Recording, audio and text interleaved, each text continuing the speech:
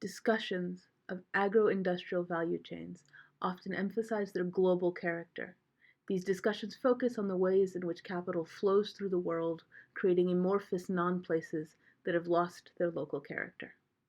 In contrast to these systems, the commodity chain of sugar beet, an imminently industrial crop, builds intensely localized social networks around its cultivation and processing in the United Kingdom. Dorian Massey describes place as articulated moments in networks of social relations and understandings, but adds that a large proportion of those relations, experiences, and understanding are constructed on a far larger scale than we happen to define for that moment as the place itself.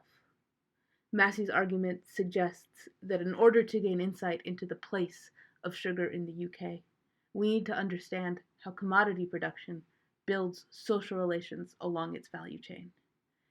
This paper grows out of a value chain analysis of British sugar conducted while I was a master's student at City University of London. Value chain analysis opens the way to understanding relationships among disparate actors, the ways in which, in each particular instance, these relationships structure the development of beet sugar as a commodity. Value chain analysis allows us to locate, in particular, moments in the process of commodity production in which a single actor can assert control.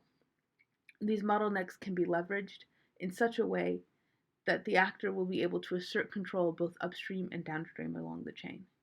The analysis directs our attention then to specific actors who hold power over the system as a whole. Through the analysis of the commodity chain of British sugar, it became clear that place, both the social and political constructs, played a key role in perpetuating the cultivation and processing of sugar beets. This paper will examine the role of place along the value chain of British sugar, how the physical place of the fens on the border of East Anglia and the East Midlands makes sugar, and how in turn sugar helps to create the fens as a place. This study used only publicly available sources of information, such as the annual reports of British Sugar and its parent company, Associated British Foods, and trade publications such as Motor Transport and the Sugar Beet Reference Book, published by the British Beet Research Organisation and the British Society of Plant Breeders. The only sugar beet processor in the United Kingdom is British Sugar, a subsidiary of Associated British Foods. The company operates 4 factories on the border between the East Midlands and East Anglia. The company's status as a monopoly processor in the country functions as a bottleneck on the commodity chain.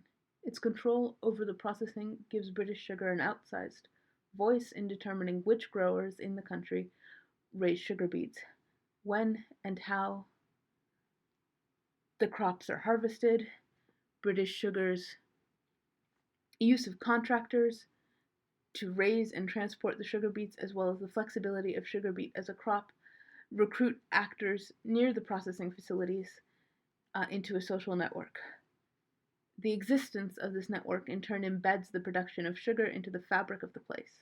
Beyond that, external to the company's sugar operation, an expansive network of social relations is built around sugar production, as British Sugar recruits partners to further the domestic production of sugar.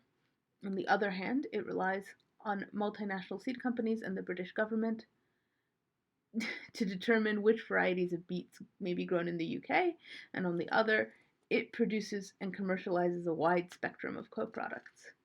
Historically, beet sugar production in the UK has existed in tension with externally sourced cane sugar. Industrial production of beet sugar in the UK began in earnest in 1912, when the first facility capable of processing large amounts of sugar beets opened in Cantley. In 1936, during the lead up to the Second World War, the Sugar Industry Reorganisation Act restructured the beet sugar industry, forming the British Sugar Corporation, in which the British government held a controlling interest. During this time, the British Empire had extensive colonial holdings, not only in India and Africa, but also in the traditional West Indian sugar colonies like Jamaica, Barbados, and Trinidad. In 1981, the British government sold its shares, but the company still remains to this day the sole processor of sugar beets in the country. I will begin by examining the role of physical location in beet sugar production. The sugar mill is the hub of a well-defined beet growing area. At the same time, British sugar plants are industrially dense locations producing ethanol, lime, grit, hemp, and animal feed in addition to sugar. Each of the factories is organized around an area for the cultivation of sugar beets. The general boundary of these areas are set by the time it takes to haul lifted beets to the factory during the harvest, or campaign, to use the industry term, for the combined harvest and processing that sugar production requires. The beet must be processed shortly after they are dug.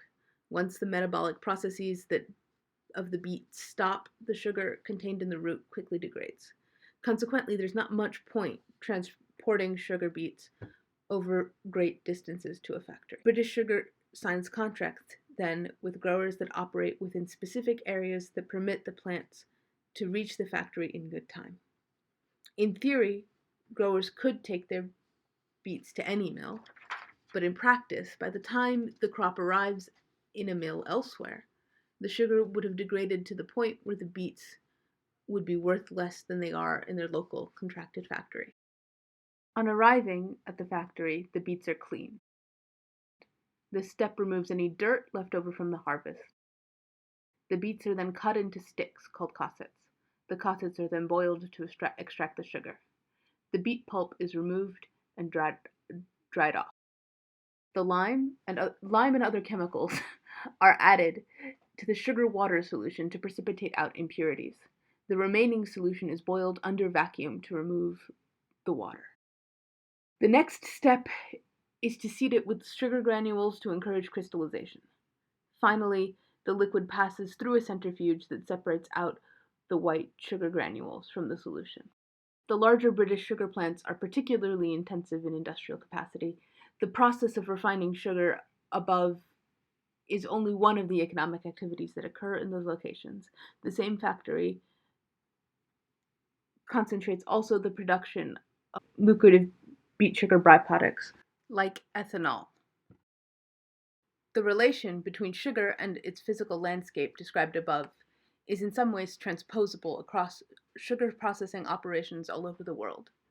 Because of the characteristics of sugar as a crop, sugar production is tied to local landscapes, so that it is, in general, intensely localized. To understand how the particular place of sugar in the United Kingdom is built, we need to turn our attention to how the supply chain of British sugar is organized by means of contracting. Social networks, created by its nested web of contractors, create a second layer of place. First, it will examine the mechanisms of coordination that allow British sugar to maintain quality despite its use of independent contracting.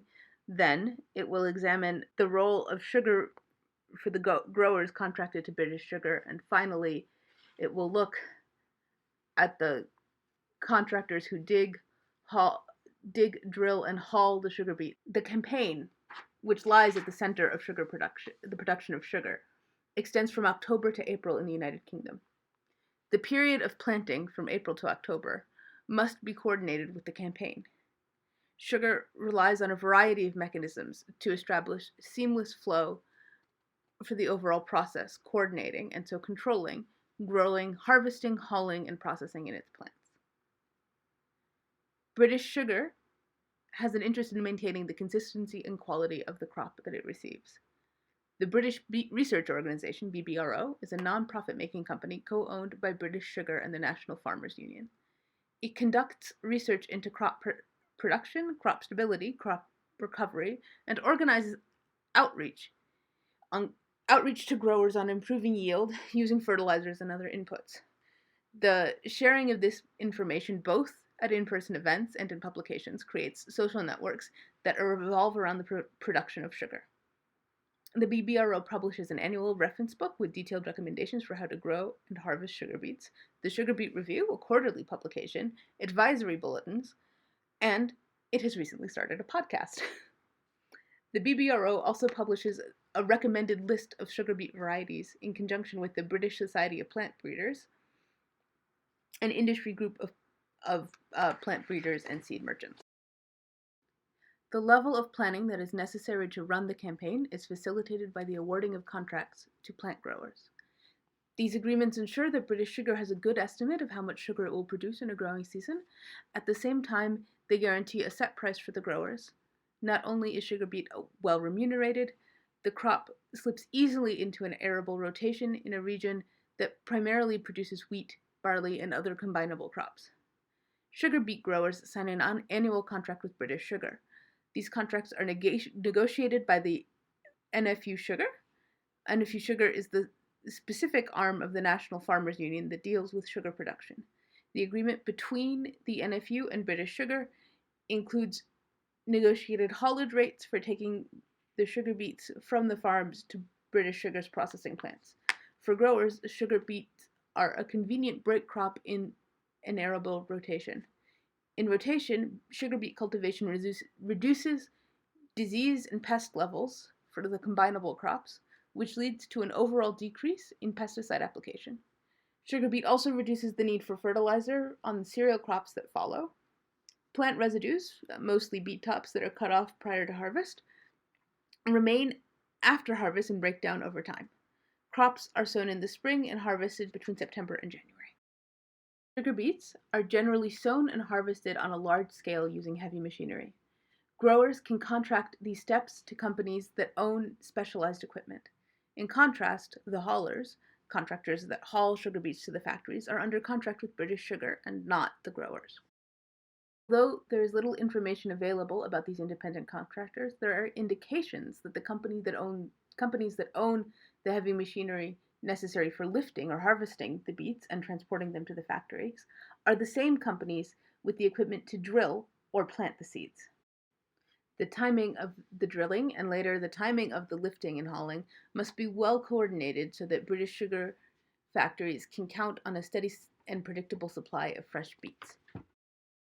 So far, we have seen how sugar production and British Sugar's use of contracting creates tight social networks centered around the company's mills. The sale of sugar, as well as other byproducts of the sugar production, creates a series of other commodity chains and social networks that embed the place of sugar production into the broader space of the United Kingdom. Once sugar is made, it becomes an ingredient in a variety of other commodity chains, from soda to cakes to fast food to pills. To have a sense of the scale of British Sugar's operation, back in 2017, when the UK sugar industry was subject to the EU sugar quota regime, British Sugar produced around 2/3 of the UK's quota. Sugar production also creates byproducts that further recruit unexpected actors into the network, into the place. Ethanol is distilled from the sweet solution that is spun out of the granulated sugar at the last stage, is also a byproduct of cane sugar. On the other hand, grit and gravel washed off of beets are a distinctive byproduct of sugar beets. The sugar production process creates waste steam as the sugar solutions are boiled. At a few of their plants, British Sugar uses this steam to heat greenhouses from October to April. These greenhouses grow horticultural products, from tomatoes to medical marijuana. The sheer diversity of these byproducts recruits different actors into the network, the place of British Sugar. British Sugar owns Limex, a supplier of agricultural lime. Lime is used in the sugar refining process to precipitate impurities out of sugar. Limex then sells on the waste lime, that is lime that is bound up with all of the impurities that they do not want in sugar, as a soil amendment. The major selling point for Limex is that it contains not just lime, but also phosphate, magnesium, and sulfur. Impurities removed from sugar during the refining process become valued nutrients when the lime is used as a soil amendment. Limex also offers soil testing services. Spinning out a separate business to distribute used lime brings a wholly separate stream of value to British Sugar. The place of beet sugar production in the UK is organised by British Sugar. As the owner of the sugar mills, the company exerts a great deal of control over the commodity chain. British Sugar is a subsidiary of Associated British Foods, which, despite the name, is a multinational food company. Its sugar branch, AB Sugar, also owns sugar mills in Spain, across 6 countries in southern Africa, and in China. The intense localness with which British Sugar's commodity chain is embedded in the Fens is constructed for the benefit of this transnational network of companies. The Fens of East Anglia and the East Midlands produce sugar, among other crops. The beet crops help make the place. The characteristics of sugar beets as an industrial crop uniquely ties sugar production to this particular physical location. Contracting relationships created and managed by British Sugar build networks of social relations. Growers, drilling, lifting, and hauling contractors, scientists, government, and industry actors that extend into and help constitute an understanding of the Fens. The utility of sugar as an ingredient helps to guarantee continued sugar production in the area. The byproducts of sugar, gravel, ethanol, and agricultural lime, among others, anchor domestic sugar production into the value chains, the other places of commodity production, creating more and more allies for a robust domestic sugar industry.